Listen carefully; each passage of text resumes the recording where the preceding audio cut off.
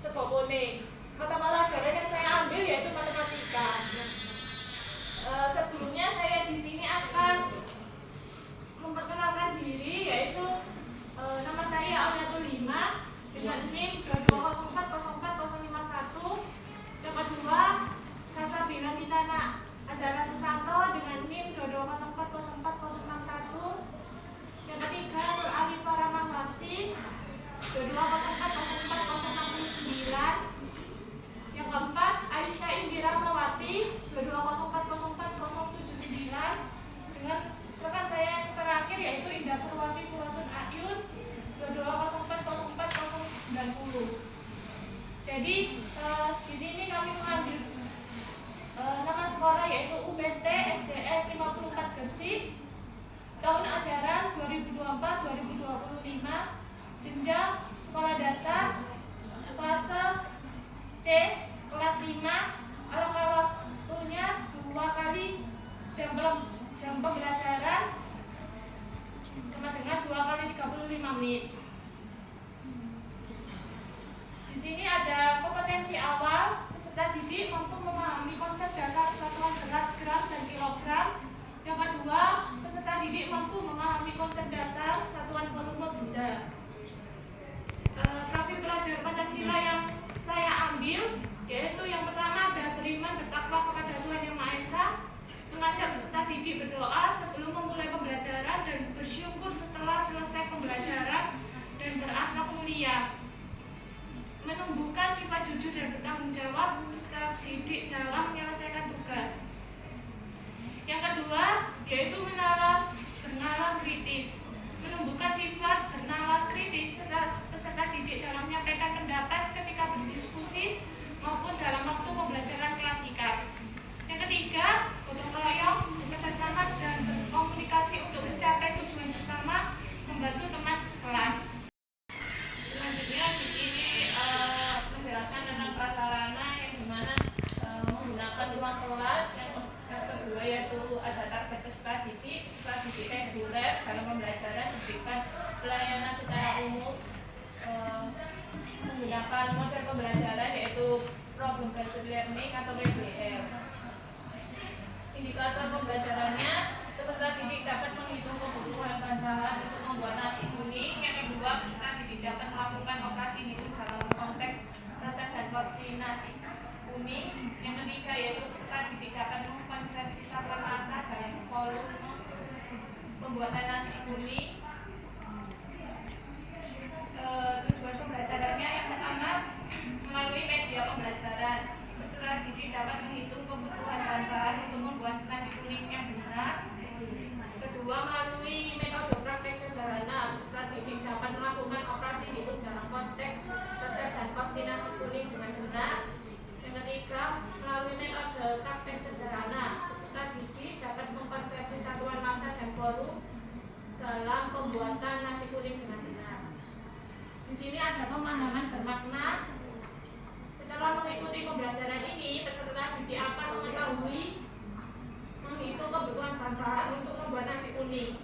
Nantinya, peserta didik juga dapat melakukan operasi hitung dalam konteks resep dan porsi nasi kuning. Nantinya, peserta didik juga dapat mengkonversi satuan massa dan volume dalam pembuatan nasi kuning. Pertanyaan pemantiknya, pernahkah kalian memakan nasi kuning? Biasanya kalian memakan di acara apa saja? Kegiatan pembelajarannya, kegiatan awal dilakukan 10 menit.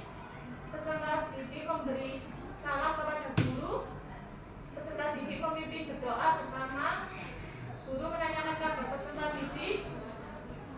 Guru mengecek kehadiran peserta didik. Guru mengajak peserta didik melakukan ice breaking dengan menyanyikan lagu terkait materi pengukuran berat benda. Guru mengingatkan kembali materi sebelumnya tentang satuan berat benda. Guru menampilkan salah satu gambar tentang nasi kuning. Guru dan peserta didik bertanya jawab tentang pertanyaan pemantik. Guru menjelaskan tujuan pembelajaran kepada peserta didik yang sudah saya jelaskan. Kemudian di sini ada kegiatan inti dilakukan 50 menit. Tingkat pertama yaitu orientasi peserta didik pada masalah. Guru memberikan pertanyaan tematik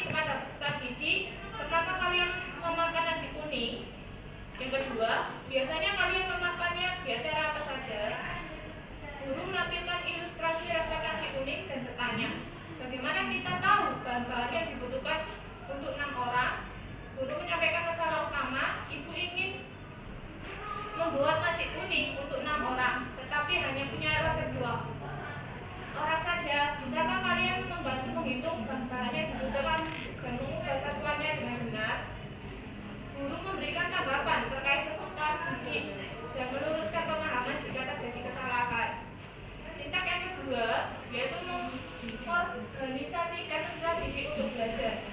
Guru akan membagi peserta didik dalam 7 kelompok.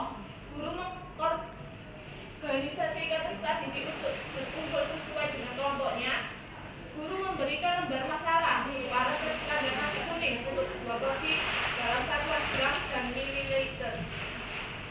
Guru menjelaskan bahwa tugas kelompok adalah menghitung ulang bahan untuk porsi dan mengubah satuannya ke kilogram menjadi kilogram dan liter. Tindak yang ketiga yaitu membimbing penyelidikan individu maupun kelompok. Peserta didik membaca resep dan melakukan operasi hitung dengan materi perkalian untuk menentukan bahan untuk 6 orang. Yang kedua, peserta didik kemudian mengkonversi satuan dari gram ke kilogram, mililiter ke liter menggunakan panduan konversi di lembar kerja. Yang ketiga, guru berkeliling memberikan bimbingan, mengarahkan pertanyaan kritis seperti apa hubungan antara gram dan kilogram, bagaimana jika ingin 9 porsi. Tindak yang keempat, mengembangkan dan menyajikan hasil karya. Kelompok menyusun tabel hasil hitung dan konversi di kertas Manila atau NKBD. Yang kedua, hasil dituliskan secara rapi dan diberi hiasan sederhana sebagai bentuk penyajian menarik. Yang ketiga, beberapa kelompok mempresentasikan hasilnya secara bergilir. Yang keempat, kelompok lain menyimak dan memberikan umpan balik. Tindak yang kelima, menganalisis dan mengevaluasi proses pemecahan masalah. Guru mengajak siswa menganalisis solusi tiap kelompok, apakah hasilnya tepat. Yang kedua, menanyakan apakah ada kesulitan terkait cara menyelesaikannya. Yang ketiga yaitu guru menyimpulkan, menghitung dan mengkonversi sangat berguna dalam kehidupan sehari-hari seperti memasak. Yang keempat, di akhir guru memberi penguatan nilai budaya. Nasi kuning bukan hanya makanan, tetapi juga simbol syukur dalam budaya kita. Di kegiatan akhir itu ada peserta didik yang aktifkan memberikan umpan balik. Guru dapat memberikan reward kepada peserta didik tersebut. Guru dan peserta didik merefleksikan hasil pembelajaran. Guru menanyakan apakah ada pertanyaan terkait materi pengukuran berat benda. Guru memberikan motivasi belajar pada peserta didik. Kegiatan pembelajaran diakhiri dengan doa bersama dipimpin oleh seorang peserta didik. Nah, di sini menggunakan asesmen yang dimana ada asesmen diagnostik, pengetahuan dan pengalaman awal peserta didik tentang materi pengukuran berat benda, menganalisis pengukuran berat benda di sekitar kita. Yang kedua ada asesmen formatif, observasi, gurunya mengamati aktivitas peserta didik selama pembelajaran berlangsung. Tanya jawab, guru mengajukan pertanyaan kepada peserta didik untuk mengetahui pemahaman mereka tentang materi. Yang ketiga, tugas individu, peserta didik diminta untuk mengetahui jenis-jenis alat ukur berat benda dan menganalisis berat benda yang ada di sekitar kita. Asesmen formatifnya, asesmen sumatifnya, ada tes tertulis yaitu ada 5 soal pilihan ganda, 3 soal isian singkat, 2 soal uraian pendek. Di sini ada pengayaan dari media. Pengayaannya yang pertama ada kegiatan siswa diminta untuk melakukan penelitian tentang pengukuran berat benda di lingkungan sekitar mereka, seperti proses pembuatan nasi kuning. Yang kedua, eksperimen, melakukan eksperimen lebih kompleks seperti mengamati proses pembuatan nasi kuning berdasarkan resep dan takaran. Yang ketiga adalah presentasi kreatif. Siswa membuat presentasi multimedia berupa poster yang menjelaskan berbagai pengukuran berat benda. Selanjutnya siswa melakukan diskusi kelompok tentang pengukuran berat benda di sekitar kita. Di sini ada sumber belajar yang menggunakan buku teks pelajaran matematika yang menjelaskan tentang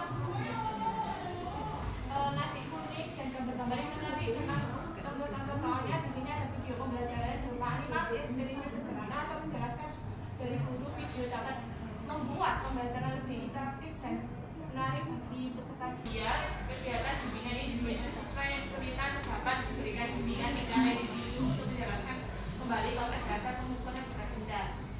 Yang kedua, latihan tambahan, menyediakan lembar kerja tambahan dengan soal-soal yang lebih sederhana mengenai pengukuran berat benda.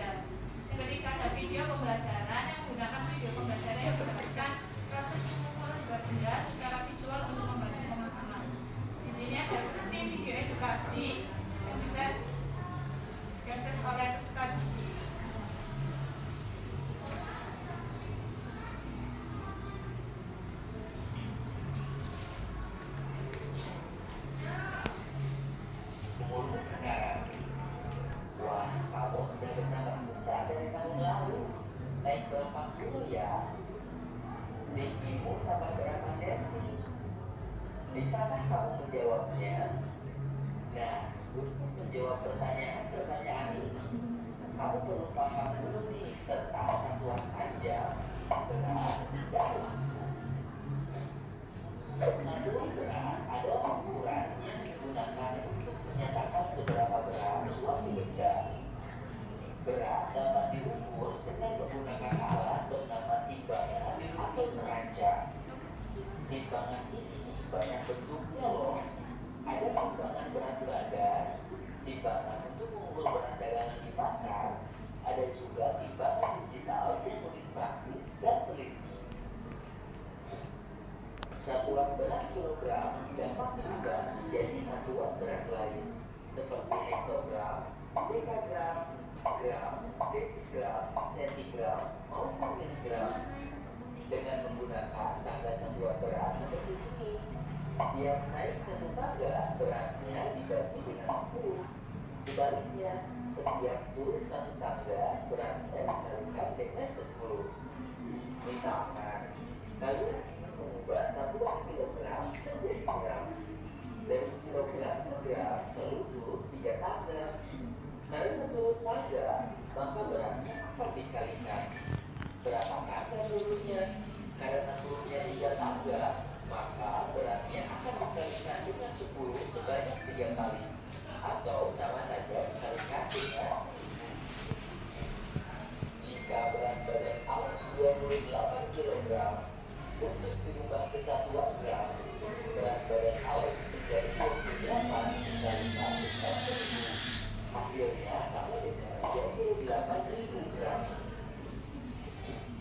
Dalam kehidupan sehari-hari, ada juga loh satuan berat lain yang dipakai untuk benda-benda yang besar atau banyak. Satuan yang dipakai biasanya ton dan kuintal. 1 ton ini sama dengan 1000 kg, sedangkan 1 kuintal sama dengan 100 kg. Lanjut ke satuan panjang. Satuan panjang adalah ukuran yang digunakan untuk mengetahui panjang, lebar, atau tinggi dari suatu benda. Panjang dapat diukur dengan alat seperti garis dan meteran. Coba kita ukur panjang pensil berikut. Salah satu ujung pensil kita luruskan dengan skala 0. Terlihat ujung pensil yang lainnya sejajar dengan skala 20. Maka panjang pensil ini adalah 20 cm. Sama seperti satuan berat, satuan panjang juga memiliki tanda satuan panjang seperti ini. Tiap naik 1 tangga, panjangnya dibagi dengan 10. Sebaliknya, setiap turun 1 tangga, panjangnya dikalikan dengan 10. 2 tangga, maka panjangnya akan dibagi dengan 10 sebanyak 2 kali, atau sama saja dibagi dengan 100. Jika badan Alex 125 cm, untuk diubah ke satuan meter, tinggi badan Alex menjadi 125 dibagi dengan 100. Hasilnya sama dengan 1,25 meter.